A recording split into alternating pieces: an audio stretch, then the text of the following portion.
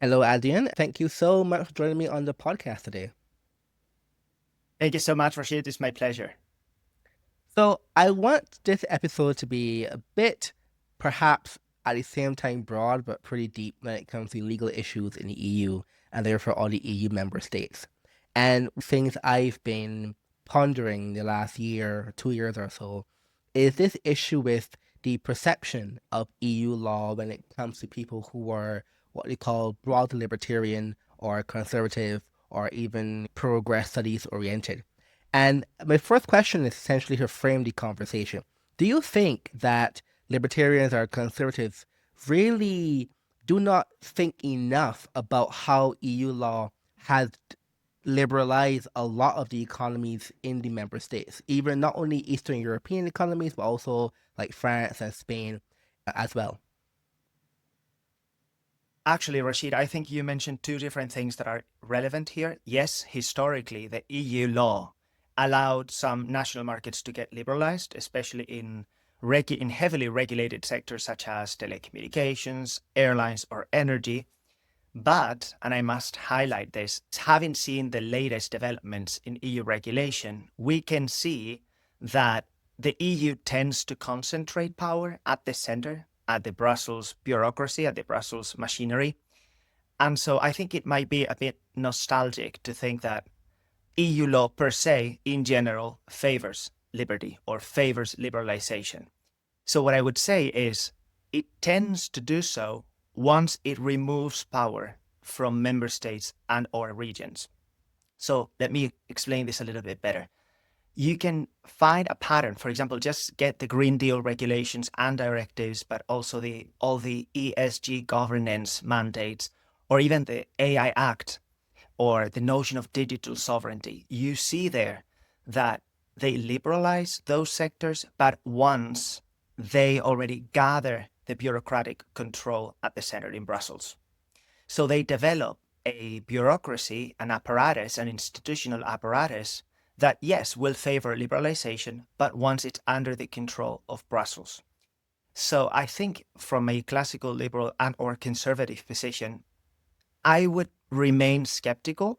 And if you think about this, we're not necessarily ideological about this. So it's not yes or no to the EU as such. EU law has indeed liberalized markets. And we can see this especially in Eastern European countries. And also, as you were saying, in many Western countries, especially from the South, Portugal, Spain, Italy, or Greece, just because the Europeanization of these countries came at the same time of their neo-democratization, if you want. In other words, they had to reinvent themselves and agreeing to the acquis communautaire. In other words, agreeing to the European set of norms involved also liberalizing markets from an economic point of view. However, I just keep highlighting this item. EU law is a powerful tool when used adequately by lawyers and also by member states. But EU law per se, I think, is neutral. And so one needs to actually pay attention to specific measures because the tone might sound liberalizing, but then the mechanics involves giving away all the power and getting it centralized in Brussels. So let's talk about this mechanic aspect. So one of the things that comes up a lot when it comes to EU law as favoring or countering liberalization policies is Mhm. this reaction with the member states, how they interface with EU law. So yes, you have EU laws that are literally imposed upon member states depending on the various competence levels of the EU and the member states. But a lot of it seems to me that when many member states transpose EU directives into their local laws, they essentially maximize the potential regulatory aspects of the law to full effect, rather than using it in, let's say, the intended, but let's say the more liberalizing effect. But that isn't, as you mentioned, EU law can be neutral sometimes. But who essentially has the blame, if you were to put it that way, for this obtruse regulatory increase over the last 20 years in the EU? Is it the member states via transposition, or really is it core EU centric law? Actually, that's a really good remark that you're making. And I think the fault, I don't think I would find guilty parties while having, on the other hand, innocent parties. I think, first of all, there is ignorance about the EU machinery and EU law mechanisms, not only domestically by legislative and executive powers, but also sometimes you can see it in the judicial power. For example, you see some sociological behaviors that are somehow concerning. For example, in Spain, now you were mentioning Spain, that some courts are skeptical about using some mechanisms, some actually decent procedural mechanisms that EU law favors or allows, just because it might seem like a political game. So there's always that tendency of politicizing even procedural law. In other words, once a domestic court acts or activates an EU law procedure or mechanism, alarms and alerts by media, usually mainstream media, controlled at this moment in Spain mostly directly or indirectly by the main party in government, that it becomes something political, not strictly legal. So who's to blame here? I think both. First, it's the EU per se as a project is to blame insofar as any other project. It is thirsty for more power.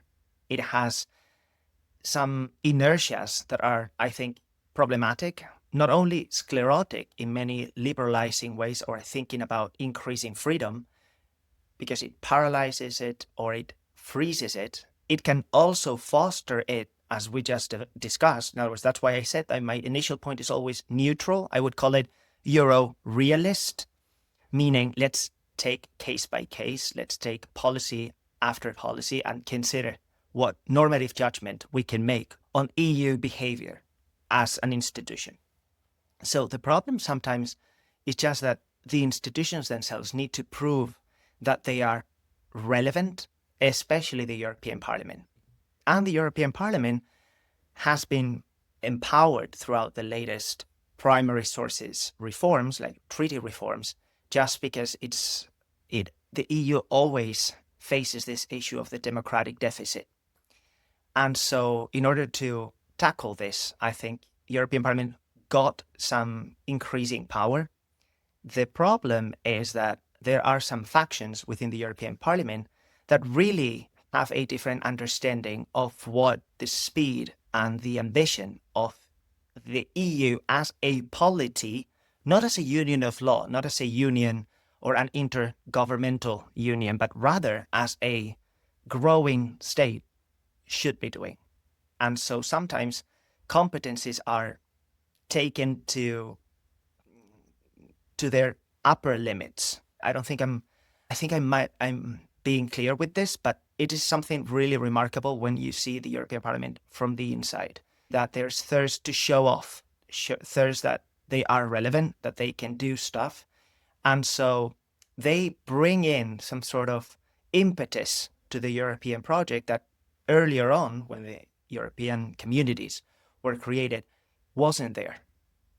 And I think that's also somehow denaturing the entire technocratic aspect of some EU policies that used to work well, especially those that, for example, removed barriers to internal market. It sounds like if you're saying increase in democratic say of the parliament has led to a decrease in technocratic value of the EU project. Absolutely. And I would wholeheartedly agree with that statement. However, let's recognize that there's some tension here. In other words, we don't want a Brussels technocracy that there is. In other words, it exists.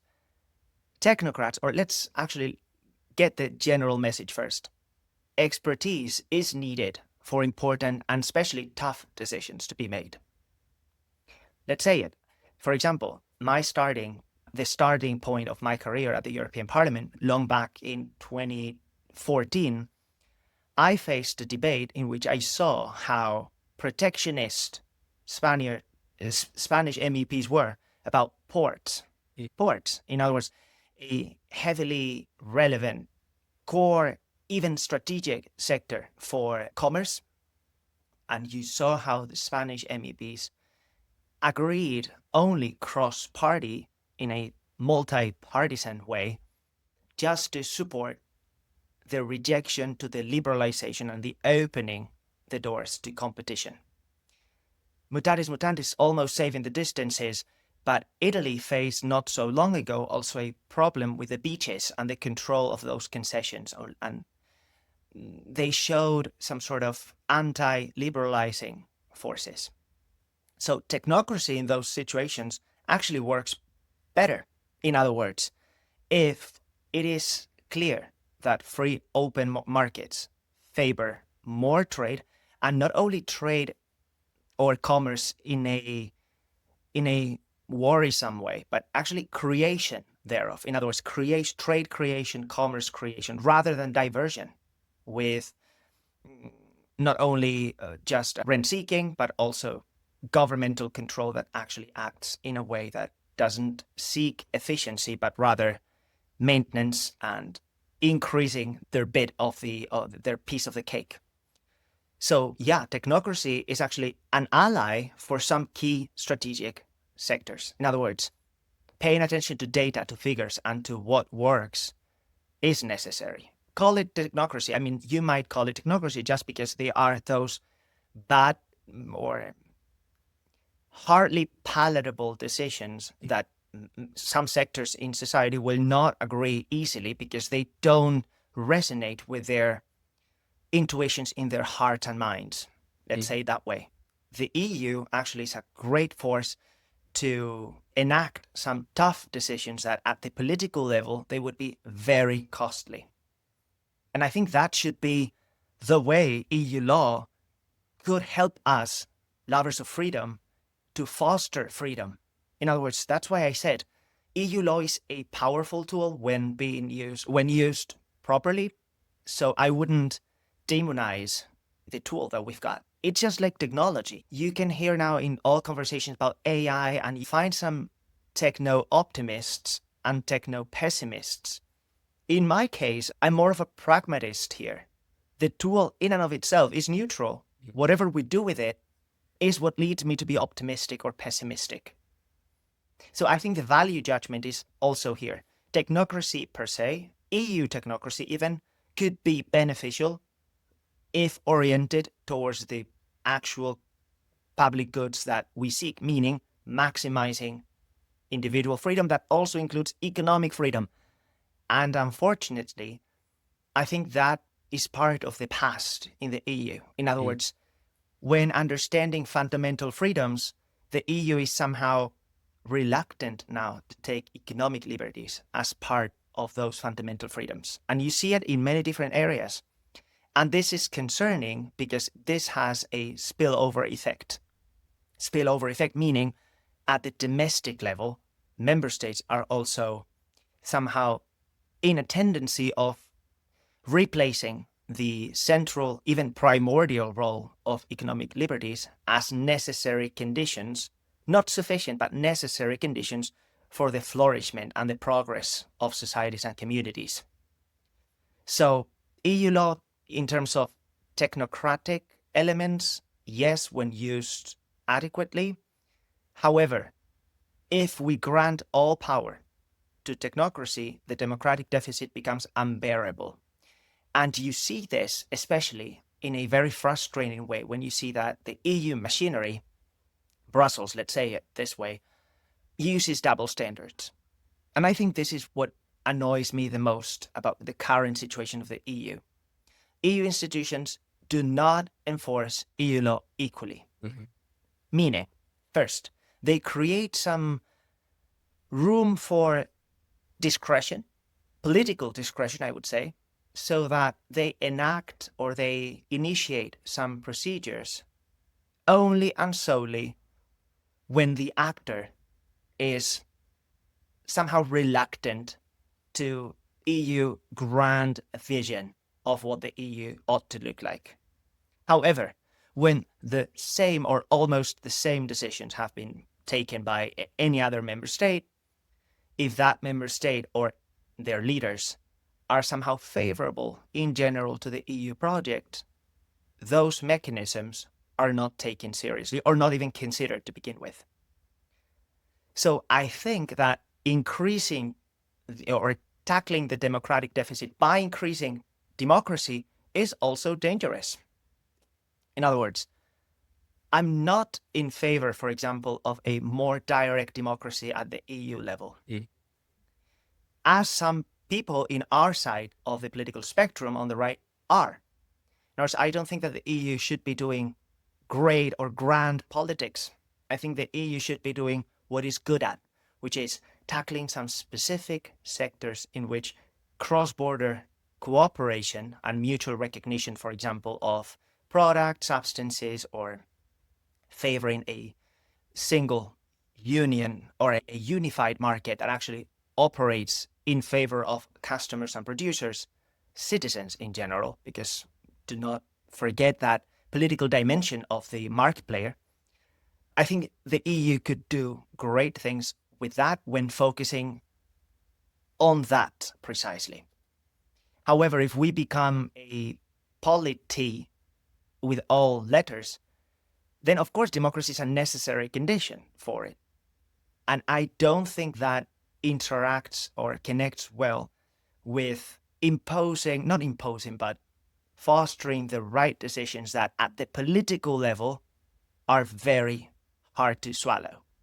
So some things that Spain in this case, or Italy, or like Bulgaria are not happy doing at home, sometimes the EU is used as an excuse or almost even as an alibi. Technocracy can be your friend. Technocracy can be an ally for politics. So what an administrative lawyer like myself is concerned about? Mechanisms to keep that technocracy not only transparent, but also legitimate and accountable. That, when I teach administrative law or when I practice EU administrative law, that's everything I fight for. What I'm fighting for is, let's make sure that whenever the EU institutions exercise some political discretion or some technocratic discretion, if you might, we have the necessary legal and procedural tools to defend ourselves when our opinion hasn't been heard, we didn't have a chance to participate adequately or in a meaningful way in the decision-making process, or decisions have been taken in the shadows. In other words, with black boxes that are very hard to see in some sort of throughput transparency, and some scholars say. Of course, judicial review then becomes the necessary tool that any lover of freedom, also at the EU level, should be ready to use. And I cannot emphasize this enough. I think libertarians, conservatives gave up on litigation in many ways. And I think... So why do you think that happened? So Spanish courts have grown very comfortable, and not only Spain, but definitely in Spain, to annul, for example, urban plans for strategic environmental assessment defects. Do you think that judges are more receptive to procedural rights claims, environmental review, consultation, than to economic freedom claims? Is this why you think classical liberals or libertarians do not do litigation as much as they should? Or is there another reason? That's an excellent question that I also pose myself very often as an EU administrative lawyer who actually avoids litigation as well as part of my work. So some of the reasons that motivate my choice of preferring alternative mechanisms is that once you grant the decision to a third party, in this case, a judge, you lose a bit of control. But this is not unique to EU law. In other words, this is not an innate problem of EU law or EU law in terms of judiciary mechanisms or procedures. No, this is part of any system in which you can go to court. Adding a heterocomposed decision-making solution or resolution mechanism will always increase uncertainty. Of course, uncertainty is not only a cost, but also a transaction cost that comes with time. Time, when understood properly, means money. So, of course, any reasonable, I would say reasonable lawyer, when your client is pushed or a silent decision means concrete costs for expected positive outcomes without the certainty that they will be that like that, it's an economic analysis of the law that I think we libertarians and conservatives actually developed not only in practice but also as an economic or as a scholarly discipline, which is important. In other words, the law and the legal processes do not operate without any economic efficiency consideration. However, I definitely see a window for opportunity here. In other words, if we train like-minded lawyers, especially young lawyers who are almost EU natives, if you might. In other words, the EU legal system, which is very sui generis, very unique, is no longer foreign to the new generations of European lawyers. We grow up studying constitutional law, knowing that constitutional law is at the level of EU primary law. So that coexistence between domestic law and primary law at the EU level is part of the general mainstream understanding of any lawyer trained in the EU at the moment. So we can use that. Judges. So what's the issue with judges? First, judges are also part of the general society. In other words, yeah, of course, they are experts of one kind. It is a technocratic element, but I wouldn't call it technocratic so much. I would call it counter-majoritarian, which, understood wrongly, it could also mean anti-democratic. But for the same reason that I argued in favor of some technocracy, I will also argue in favor for some counter-majoritarian mechanisms in the legal system of any polity, community, member state, region, or EU as a sui generis polity. However, domestic judges are somehow reluctant in general to be the ones that move forward the debate. So what do I mean by this? And this is actually part of my professional experience. This is what I've seen so far. Judges are not in a position to actually advance EU law, and it's not their role either. It's not their role. So let's actually be honest about this. We cannot expect a judge to introduce arguments of economic efficiency or economic liberty when you see the trends of not only domestic policy but also EU policy going in different directions. So if the focus of EU law right now is, for example, on SE or on ESG, environment, social and governance, introducing the pillar of protecting economic individual freedom sounds a bit pushy. In other words, sounds a bit outside of the scope of the interest of the current EU. And so I think that we cannot expect judges to be heroes. Or no, heroes, I think they might be at some points. Also villains. It goes both ways, huh? But what I'm saying is, we should not expect them to become martyrs. So I think that there's a great window for legal mobilization, a concept that in the US, for example, is very common. In common law systems, is very common to use litigation strategically to get some topics back on the table. However, it is not so much part of continental law tradition.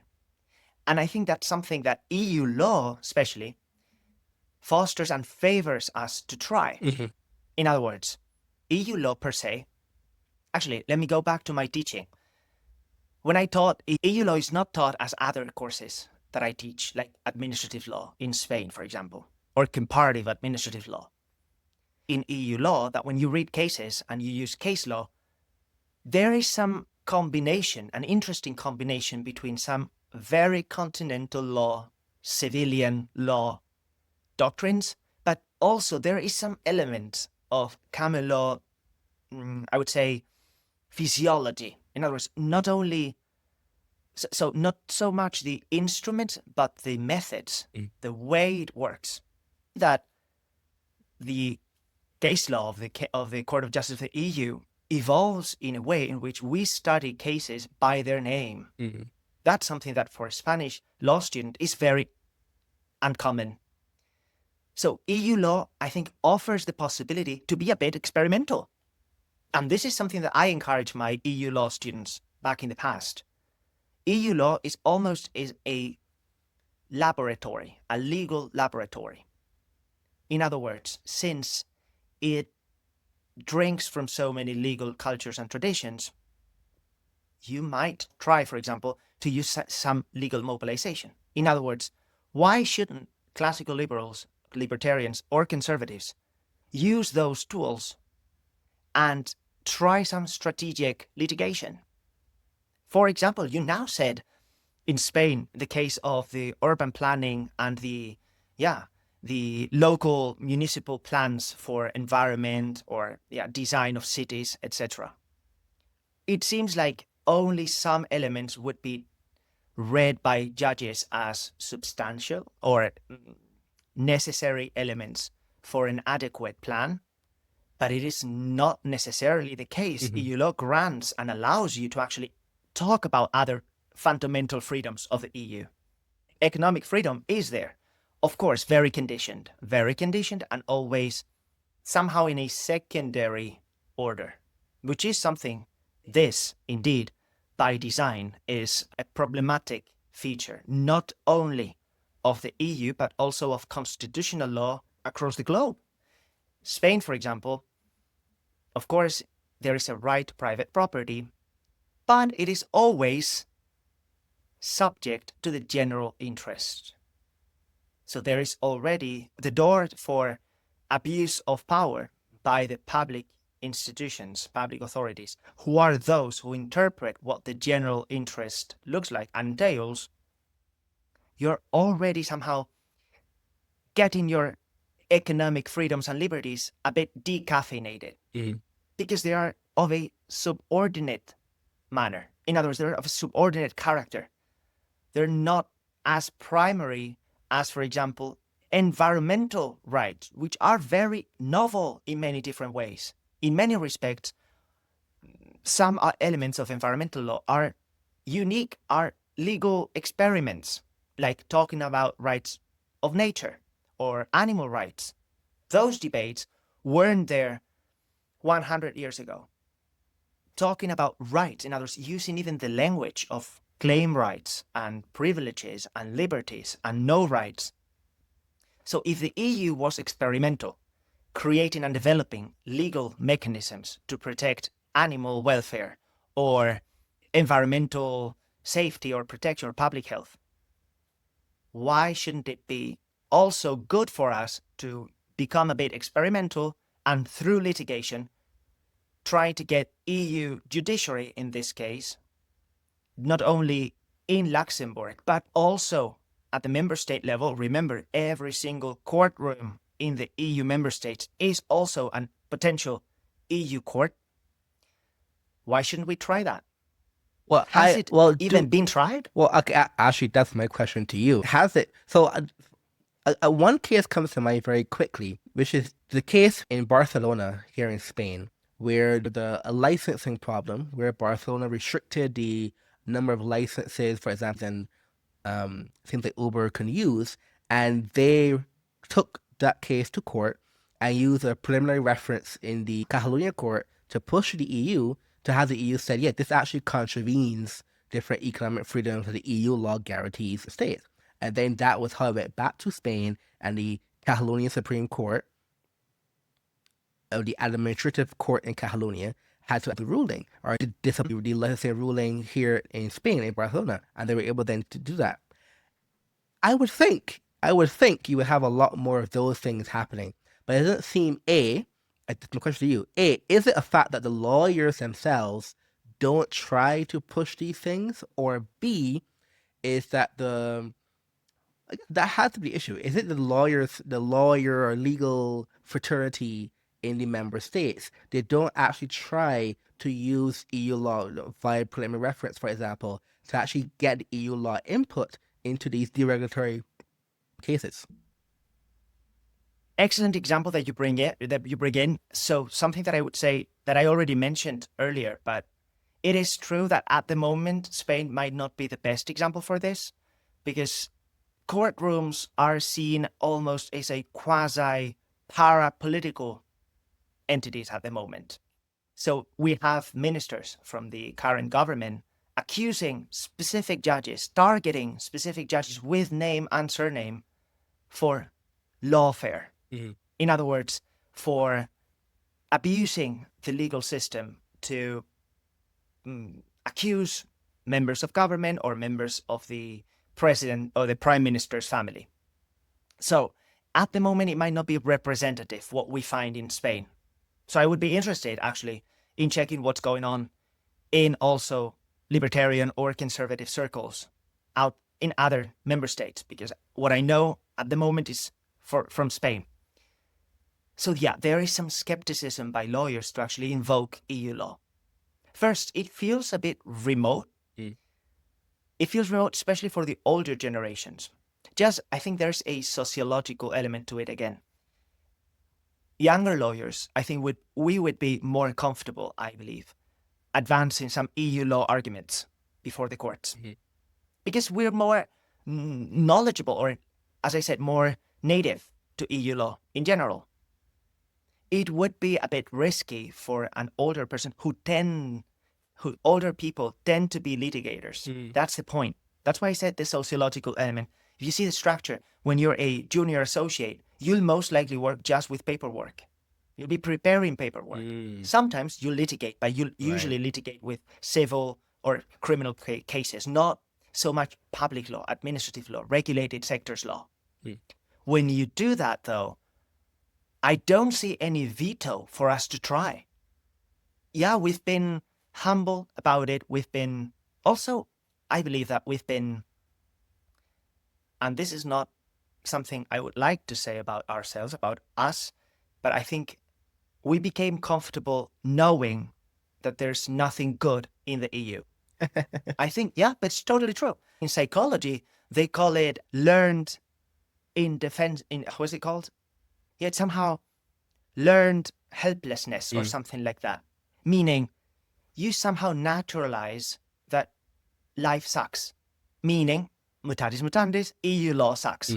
Or EU law only favors arguments on ESG or environmental protection or social welfare elements. And it is true that EU mostly is about that. But let's be honest, the agenda or the docket of the courts in Luxembourg are not made up by themselves. It is on us also to bring up cases. So yeah, I think we, especially as those liberty lovers, freedom fighters, if you want, we shouldn't be afraid of trying. We shouldn't be afraid of trying new things. One of some things my friends in Ireland, they always lament about particularly Ireland, can use the standing given to them by the Aarhus Convention. And they use that standing to go and block all these potentially very good infrastructure projects. And they're saying this is because of EU law that this is possible to essentially slow down progress in Ireland. But at the same time, it seems on the flip side that pro-freedom organizations or NGOs could also have standing to do litigation in favor of more development, but they don't. So where is the tension coming from here?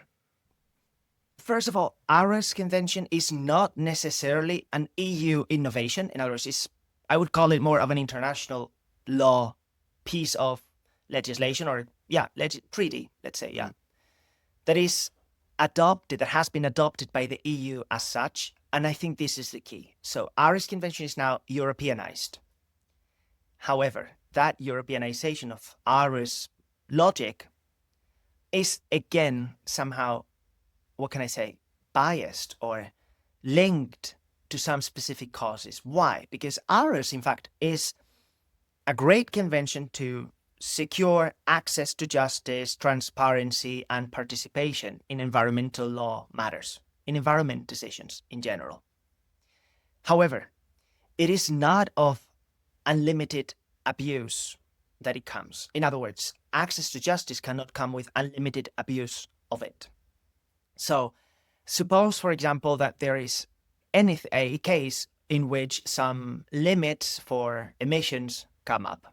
Of course, in Lauren economics system would say there are schemes to control negative externalities without actually preventing companies, industries to function or to grow. There are some mechanisms to actually make things even. However, the Ares possibility of participating in the decision making and especially accessing to justice, in other words, enact or initiate judicial review, is mostly and solely, what can I say, monopolized by environmentalist NGOs.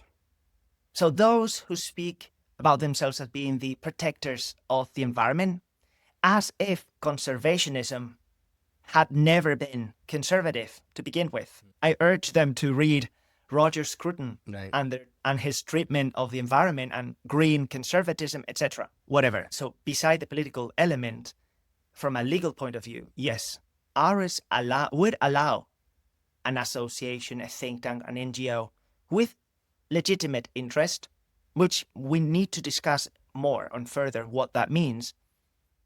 We would have easier access to justice, easier access to the courts. So why don't we use it? I don't know if it's an association problem, an element of expecting already what I said before, like that psychological element of we know we wouldn't be taken seriously or the courts wouldn't grant us admissibility. Of course, also something that has always been debated at scholarly events and conferences is whether Plowman, like the main landmark case granting access to the courts in the EU, is too strict. And it's funny because the référendaires, who are those who work for the judges at the General Court and the Court of Justice of the EU in Luxembourg, they are the first ones who say, if we didn't have some admissibility filters and criteria, it would be a mess. EU law would actually be something else. It wouldn't be focused on what EU law or EU courts should be focusing on. However, those who argue in favor of removing Plowman test often mention and quote Ares Convention. That's where I see the beginning of the problem. If only those capable of invoking Ares are those who are ready to get rid of Plowman and say environmental NGOs, Taliban's almost, those who impose, in fact, look, I mean, my workload at the moment is mostly environmental law coming from the EU. So pesticides, plant protection products, fertilizers, biocides, etc. And what I see is any single case that is reviewed before the court, almost, I would say 10% comes from us, comes from the producers, from the companies. Why? First, we always discourage, we do not actively and proactively encourage litigation because, of course, we lose power, or not power, but control over the timing, there's an element of uncertainty. And some companies are just not good with uncertainty, especially when that waiting time involves freezing income, in other words, or revenue. In other words, it prevents them from actually doing what they're good at. In other words, it ruins their business. So it's sometimes better to accept a suboptimal measure, though final, than a tentative but optimal situation or solution. So sometimes litigation doesn't come from us also because we discourage it. But the funny thing is that 90% of the cases dealing with our sector, with agrochemical industry in general, or food industry, comes from those NGOs invoking Ares Convention. And of course, in most cases, they're allowed to bring up the case. Funny fact is, in many of those cases, the court disappoints them. And so it eventually becomes a win for us. So again, that's what I'm saying, and I said it from the beginning, I would repeat it. EU law per se is not vicious. It is a powerful tool. However, if we just do not show up, if we just allow only environmental NGO, or I wouldn't even call them environmental, I would call them, eco-Taliban NGOs, to use those, to invoke those conventions, they somehow appropriate those conventions. And so we will be reluctant out of principle not to invoke Aarhus Convention. And that's a problem, because it becomes a sclerotized situation for us. Do not want to take part of this, because it has usually been used by the others, by the other side of the argument. So there's nothing for us in there. Not at all. Procedural guarantees work both ways. In fact, we would be silly not using them and just granting them exclusive access to those procedural tools. I want to focus on the idea of procedural tools. So in 2019, in the gas natural case, is the Supreme Court used indirect effect to align restricted Spanish energy rules with EU liberalization tools. And in my view, this is a very good thing for libertarians also. But could they argue that essentially the ambiguous Spanish regulations must be read in the least possible burdensome way, and then using that precedent as a doctrinal effect for thinking about how to go about using indirect tools, indirect procedural rules from the EU in this member state, Spain, but other member states too. And then to submit a bit larger question, what do you think are the key procedural tools that people who are more on the interest of liberalization should actually think about using or deploying, litigation or otherwise? The first case, when you mentioned it, it sounds a lot like Simmenthal. Yes. Simmenthal, when I was teaching it, at the beginning, when I learned it as a student, I never made the connection with liberty. Last time I taught it, which was a couple of months ago actually, I realized that Simmenthal can become a true liberty tool.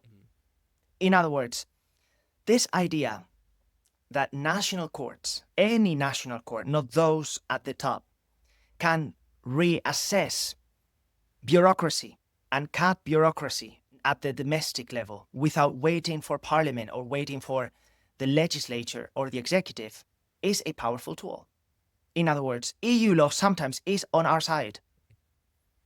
And having this idea of, what can I say, cutting the tendency of some member states to just add more burdens or more layers of bureaucracy and restrictions beyond those EU directives, I think Simmenthal allows us, in fact, to go before the courts and redirect the conversation. In other words, limiting additional steps that would just denature, in fact, the directive purpose or the purpose of the directive. Of course, we also have to bear in mind that procedural autonomy of member states is there. And so usually in those areas with shared competencies, the EU directive will tell us this is what the EU as a whole wants, and that's our secondary law, meaning this is what must be present. And of course, there are always some students that try to go above and beyond. Usually, when that happens in, for example, environmental law, which is a shared competence, it tends to go against freedom. In other words, it tends to go in favor of further restrictions. However, let's keep in mind, Simmenthal, when invoked adequately, it could also become a shield of liberty. It could allow us to say, to force the court to review, is Spain going way too far? Is Spain adding bureaucracy and further restrictions that actually weren't there at the beginning in EU law per se? See, because that is where the irony comes in, where it seems to be an EU jurisprudence doctrine to review the transposition of member states of EU law, that they're going to say, oh, that was actually a bit too much. You shouldn't go with that on the transposition. But yeah, okay, but then why do you think, I guess this is maybe the psychological answer you have, why don't lawyers or groups of interesting parties who are very pro-freedom try to enact review or transposition review or preliminary reference review via, for example, invoking doctrinal issues like in Simmenthal. Seems to me very obvious thing to do. In fact, in Spain, at least, what I would say is, I think we lack some sort of group of people who have the capacity of being parties in those legal procedures. Just think about it. If you're a lawyer representing a firm with a direct interest, in other words, is the involved party in the decision or the restriction will be directly imposed on them, it's tough to persuade them that litigation could be seen as something strategic that goes beyond the specific case. It's not so easily, I cannot sell easily to a client. Let's go to court. Let's wait the time, because we might be able to actually reduce the ambition of this transposition of the directive. So maybe what that points us is that we actually need a group of people that are capable of taking those cases. Maybe even defining a pro bono system. In other words, that's the entire idea of legal mobilization. In other words, lawyers or jurists together trying to use the legal mechanisms in a lawful way, in a law-abiding way, to push the law. Not to push in a political sense, but actually to filter abuses of law that come through even legislation, but especially, as you said, transposition of directives. Because it also disrupts very much the other goals of European integration, such as internal market. And you see this with pesticides, for example, all the time. Mutual authorizations are not as easy as you might expect in a single market, for example. So a product, of course, active substances would always come from the approval to enter the market at the EU level per se, through a regulation, actually, which is a decision. Of course, administrative law at the EU level is peculiar because we use a legislative decision or quasi-legislative decision to actually approve a substance, which is strange. I mean, from a normative technique point of view, is unique, is strange. So once you have the substance accepted, then you need to approve actual products having those active substances. And this is cross-sectorial. In other words, this could be in plant protection products, but it could be in biocides, it could be in human medicine products, or products, or cosmetics. In other words, anything chemical, which is what I work at. That's why my examples come from my actual practice. Then you see that what happens, for example, in Estonia might not be echoed as easily as you expect from Spain. So there's a product that in Estonia has no problem whatsoever to be approved, and then in Spain it's not approved, and then it takes time. And of course, if you're a producer who has a European mindset, in other words, a European market, an European integrated market point of view, then you don't have legal mechanisms to, in fact, force Spain to take into consideration what Estonia is doing. And so some litigation, pre-litigation, it would be at the administrative procedure review set. In other words, before getting into Spanish administrative courtrooms, so reviewing administrative decisions within the administrative procedures and the mechanisms that we've got. I did face this situation a couple of times, and I had to try to persuade the ministry, in this case of health, agriculture, and environment, altogether, that are those decision makers involved, that the situation would be detrimental to the interests of Spanish agriculture vis-a-vis Italian agriculture and Portuguese agriculture. This kind of argument is, what can I say? It shouldn't even exist, the need for this kind of decision. In other words, if we truly believe in the internal market, and we've got some mutual recognition schemes, why aren't they always working almost in a automated manner? This was one of So of course the there's room for us. This was one of the main critiques in the Draghi report, I believe, about the problem of harmonization rules or lack thereof, and then the lack of market enforcement by the Commission, where the current von der Leyen Commission has done more than 80% less enforcement actions than previous commissions. So the main thing the Commission should be doing, policing the internal market, they've stopped doing that and decided to do other things. But then there is no, is there actual legal mechanisms to force not very force, but I guess I'll say force the Commission or other parties to actually come back to the table to do the things that they should be doing? That's a great question. And I think, in fact, that the higher levels of democratization of the European Parliament are here, our allies. We can, through Parliament, require or urge the Commission to start doing those procedures, to take their job adequately and seriously. And indeed, what you said is so true. In other words, the European Commission now, if you check even the legislative agenda, when a new commission is appointed, the College of Commissioners now seems to be a different animal than it used to be. In other words, it's not about the members, it's also about the portfolios, the priorities, the political priorities at the European Commission level, set by, at least partially, the European Council, this new institution after Lisbon. I think it's politicizing the European Commission, but not in the right way. In other words, politicizing in and of itself, again, neutral.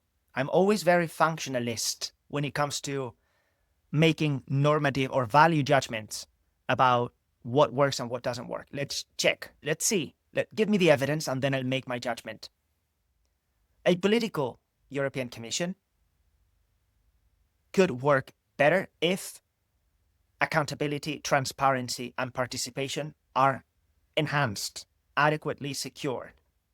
But if you don't touch the mechanistic, or how can I say, the bureaucratic rules for their operating systems, and you make it political, then you're empowering a College of Commissioners, in this case, with some competencies that weren't even foreseen by the treaties. And this is what we see now with Ursula von der Leyen and all the parties of the great coalition supporting her and her commission, trying to force ideas, pushing an agenda that is just not, first of all, it's not that it doesn't come directly from citizens, because of course you can argue that, yeah, we did our Spitzenkandidat. Of course, Ursula von der Leyen wasn't a Spitzenkandidatin back then. So it works whenever it has to work. So again, politics, high-level politics, if I may. You might think, okay, they're indirectly legitimate. Okay, let's assume that, for the sake of argument, let's assume that they are so we're not going to contest their legitimacy. But when they're trying to set an agenda, when you see the legislative agenda of what kind of proposals the Commission will take and will present the Council and the European Parliament, that almost 70% have nothing to do with the internal market or its defense. It's all about expanding more and more regulation, and not even, I wouldn't even say technocratic regulation, it's just regulation. Let's regulate. Regulate as in, let's limit and precondition what the European Union will be doing, what can be doing, what it will be able to do, etc. In other words, it's redirecting the entire European Union with a political vision. These are our priorities, these are not our priorities. However, the European Parliament now has tools to actually, with written questions, oral questions, it works almost with a very limited amount of capabilities in this case, but it can make some noise. In other words, what happens at the European Parliament makes noise. MEPs know this. And in fact, with the right ideas to defend freedom, they are capable of doing great things, at least making that noise. What happens then with lawyers and jurists who are not, or who do not want to play the politics game? Let's say it this way. The law in the courtrooms, in other words, judicial procedures, could also be a good locus or a good forum for us to enhance and advance freedom. The thing is that there is I don't think it's a problem of will. I think it's a problem of, again, back to it, lack of network. In other words, I don't think we know one another enough. So maybe this is to be honest, a piece of homework for think tanks, associations. We're not good at keeping in contact and keeping in touch. Or maybe it's just dominated by economists, which is, I don't have a problem with it. But I'm saying maybe the legal voices have a place and their expertise might be of help to the cause of freedom. So I think there's room for some innovative, bottom-up, associative or association kind initiative that would lead us to explore at least the possibilities of EU law seen by the judiciary to actually advance freedom. Just with the same EU law, in other words, with the same pieces of legislation and same case law that has been used politically against freedom. So let me ask one final question. If you were advising a libertarian, classical liberal, progress studies think tank in Madrid, in Dublin, in Brussels, what kind of cases would you tell them to start with? So what do you think are the low-hanging fruit for market liberalization using procedural tools of EU law? So first, the last one that we just mentioned, because it comes from, and I think this is something that, for example, it would be close to what I'm trying to do. I mean, at a lower level, but anything using the RS access to justice, in other words, using procedural rights to fight disproportionate environmental regulation, or I wouldn't even call it environmental, I would just call it against innovation or extremely precautionary principle-based. I'm writing a paper on that, by the way, so that's why it comes natural to me to argue for this. So that the starting point of environment regulation and lawmaking isn't necessarily prohibition by nature, by default. So getting access and getting our voices, respecting or protecting economic liberties as part of the dilemma of the proportionality test at the end of the day, I think we just don't show up.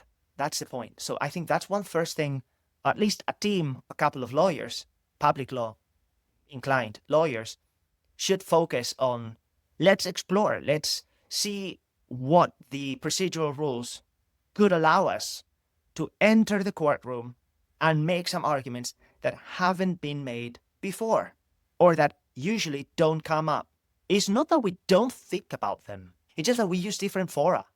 We don't necessarily, we're somehow scared of going to court. And I understand, because if the funding is not from an association per se, but rather we are working with clients, we cannot and we should not, in good conscience, be using the company's expectations, trust, and name to advance these cases.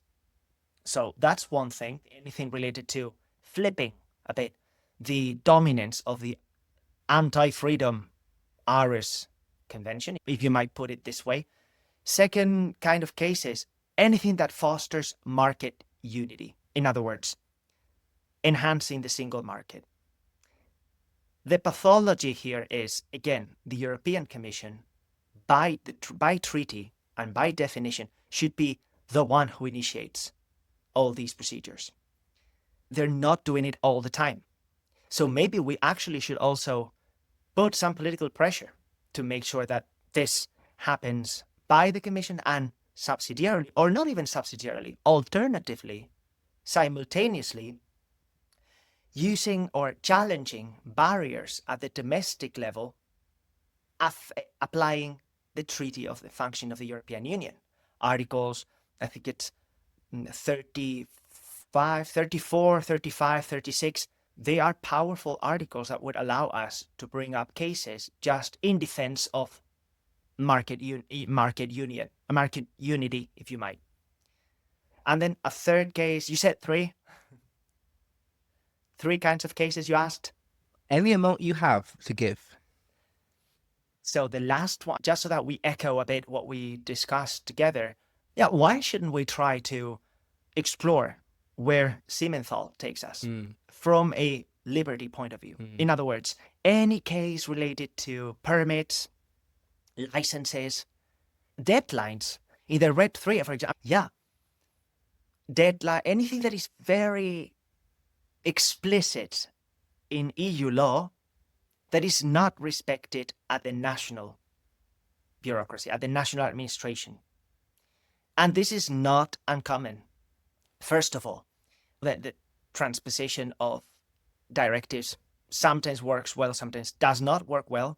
Maybe we need a team in a new initiative, association, think tank, whatever you call it, in Dublin, Brussels, or Madrid, to monitor how those transpositions go. Directives, in fact, ought to be, and this is also an important thing that I usually repeat a lot in class, is that directives is the most preferable piece of legislation that the EU can produce out of regulations. In other words, binding with EU law text directly from Brussels.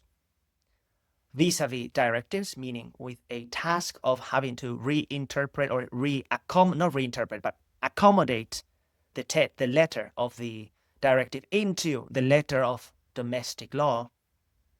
We, those who love freedom, we would, in general, but very in general, but almost always prefer the latter. And why am I saying this? Because then there are other places that you can persuade people that those decisions that favor liberty, that favor autonomy, that favor economic liberty and other sorts of freedoms are preferable. Once the decision is made in Brussels and it's part of a regulation, good luck. You're out of the game and you have to go through litigation, through case law, through courts. But if the process of the transposal or the transposition of those directives, you can take part of it through the domestic organizations. Of course, it involves a little bit of lobbying, but yeah, why not? A think tank should also produce reports, position papers. Yeah, I would definitely think that lawyers are well suited to do this in an articulate, convincing, persuasive manner. And then once it goes wrong, which might go many times, before the courts, we should invoke Simmenthal and try to see if the doctrines of direct and indirect effect could allow us to request or force national administrations to act in efficient, liberty-defending manners. So again, my takeaway here is there's room for us, jurists, lawyers, who know about EU law, to try to see how far it takes us to defend freedom using the tools of EU law, not just withdrawing from the entire game. I think we did this a bit. I include myself in this. In other words, I just added the label of EU law as part of a almost globalist project. And so I don't want to have anything to do with it. But then my life actually ended up being, I needed to work with it because that's what I'm decent at. That's what I know best. And I realized that we have some powerful tools that, when used in defense of freedom, could be beneficial and, most importantly, successful. So why shouldn't we explore or concentrate our energies into 2 or 3 of the ones that we mentioned during our conversation today, and we start checking out what works, what doesn't work, and again, keeping an open mind in a functionalist way, in a pragmatist way. This is, at the end of the day, what being a Euro realist looks like. I'm not per se a Eurosceptic. I do believe in an idea of Europe, perhaps not so much about the European Union, federalist, supranational thing. That, of course, I do not share, but that's my position on this. But I'm not a Eurosceptic by nature either. In other words, I know that EU law allowed modernization in a liberalizing way of the economy mostly. And I think priorities for the EU should remain mostly economic, not political. So why shouldn't we go back to it and try to see what's left? Adrián, thank you so much for coming on up today. I believe this episode will be very helpful to many people. Thank you so much, Rashid. It's a pleasure.